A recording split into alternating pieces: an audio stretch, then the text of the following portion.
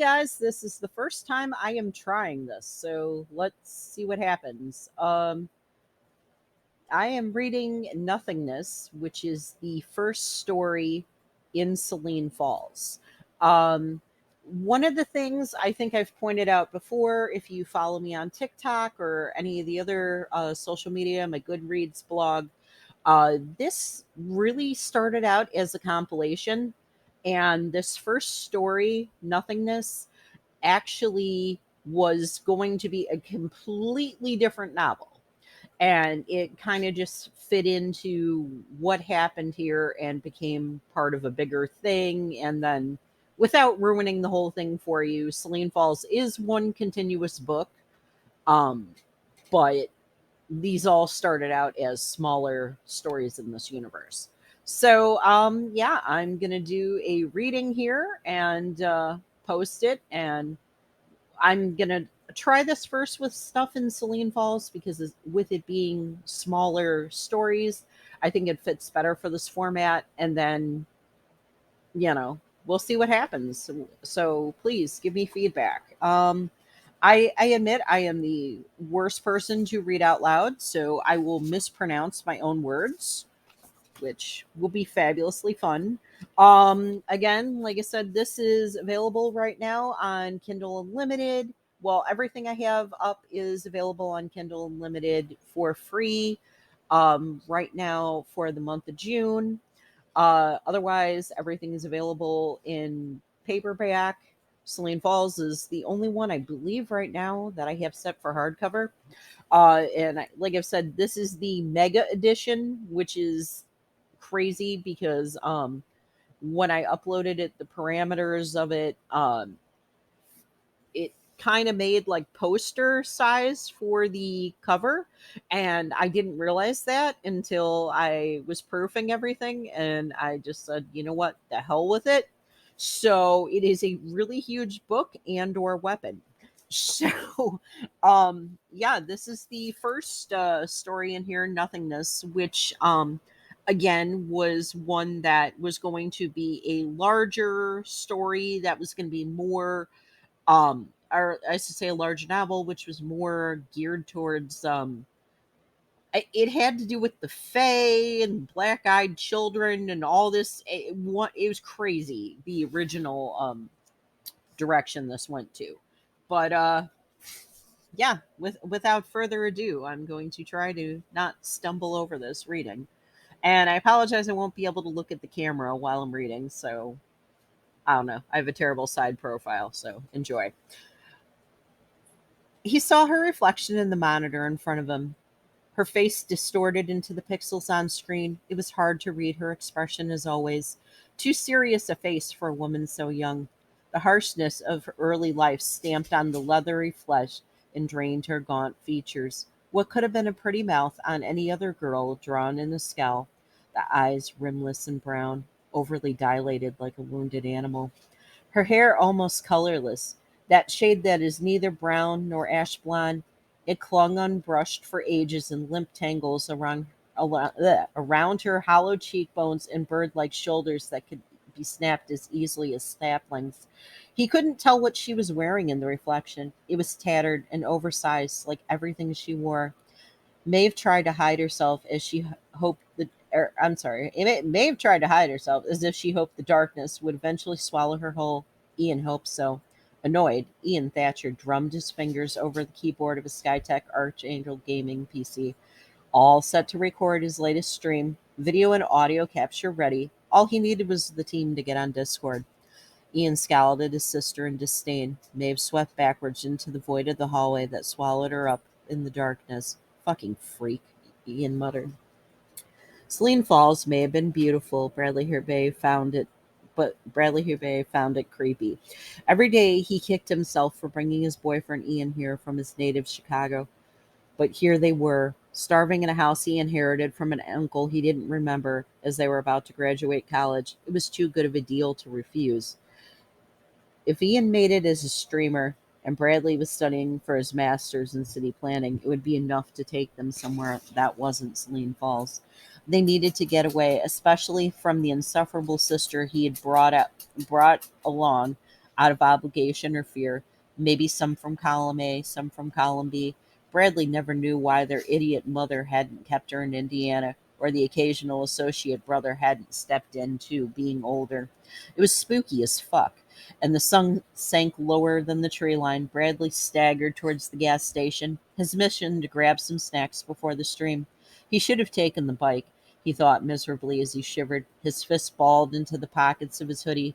They needed to live somewhere warmer and with public transit and in the range of DoorDash. Fuck this. For the third time, Bradley felt something behind him, the tree line, but the redness of the falling sun only blinded at the spot he stared, and an orange halo like fire whisked before his dark eyes. A guttural moan? Maybe the wind. Bradley broke into a run. He was so close he could hear the chimes of the automatic door as the couple exited the gas station, 64-ounce Slurpees in hand, their soft laughter as they played back and forth in some mock tone narrative. Again, the moaning noise sounded in Bradley's ears, already filling with his own haggard breath. Uh, his van slapped against the pavement, the door in sight, so close he could smell the roller hot dogs that flopped in their own nasty juices next to the vat of nacho. Sorry, I was just picturing this. Okay. So close he could smell the roller hot dogs that flopped in their own nasty juices next to the vat of nacho cheese that had become so moldy it could be used to vaccinate all of Selene Falls. Please, God, let me make it, Bradley whispered, unsure the last time he had taken the Lord's name into his mouth that wasn't a whimper in bed. So close, please. His lungs burned as he pounded the pavement, but the gas station never got any closer. Again, the movement in the trees. Bradley screamed, but the jovial couple never heard him. He wasn't sure if he fell or was grabbed.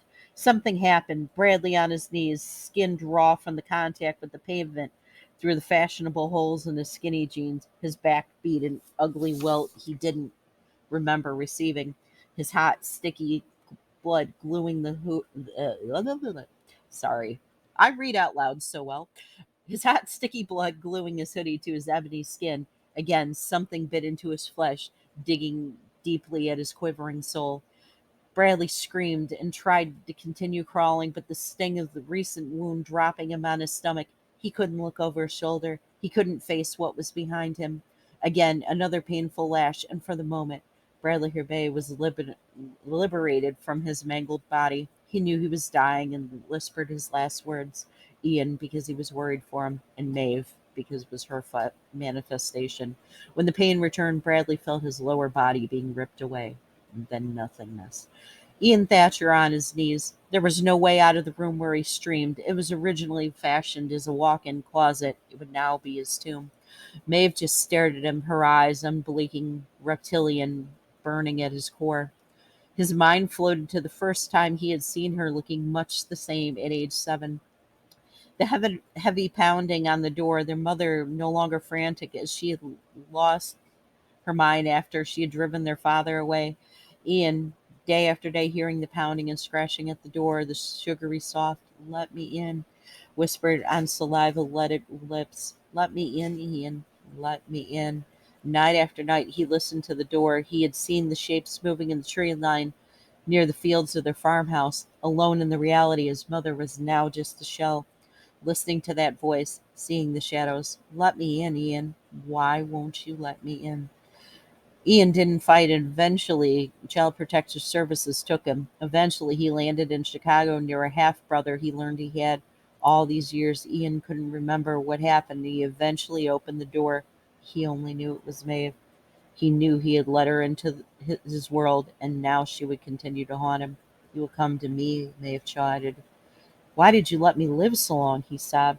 "Why didn't you empty me like my mother?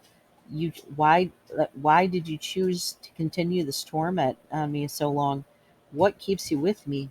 Why are you choosing to hurt me?" She was inside the closet now, inching towards him. Ian couldn't see any more. His eyes burned as he frantically swept the darkness for anything that could be used as a weapon. He pressed against his desk, his cheek scratched by the corner of the peeling wood that Bradley had promised to stand down but had forgotten about. He didn't want Bradley to find his body. Whoop, sorry, my screen went black. Maeve just above him, her arms seemed elongated as she grabbed him by the hair, her talons twisting into his scalp. Oh, please, God, let me live.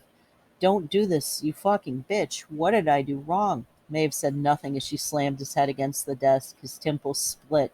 His hot blood poured into his eyes. Ian swore he heard her whispering to himself. If this was a language, it wasn't anything in the human lexicon. Pain exploded in Ian's head as she violently slammed it again. She pushed him back, straddling his body, nails now raking as his chest split. Ribbons of blood poured from his torn flesh. Ian was slowly losing consciousness. Her greasy hair clung to the animated skull, the lips stained with Ian's blood, the rimless eyes glowing, the nails raking again, slashing Ian Thatcher into nothingness. So let me know what you thought about doing that. I definitely want to do the rest of the stories in this book, and it's interesting the way I did the series because until I realized it. Like I said, Selene Falls, I didn't realize was going to be one thing, and I thought was just a collection of stories. The sequel to it, Requiem, is completely different style wise, uh, which it fits, but I like in a way that I did something different with it. But when I go back stylistically and think about choices I could have made, I'm like, I don't know. So, like I said, this is all an experience here. So if, I don't like the way anything is, then I've learned for next time. Sorry, I have all sorts of animals walking into the camera.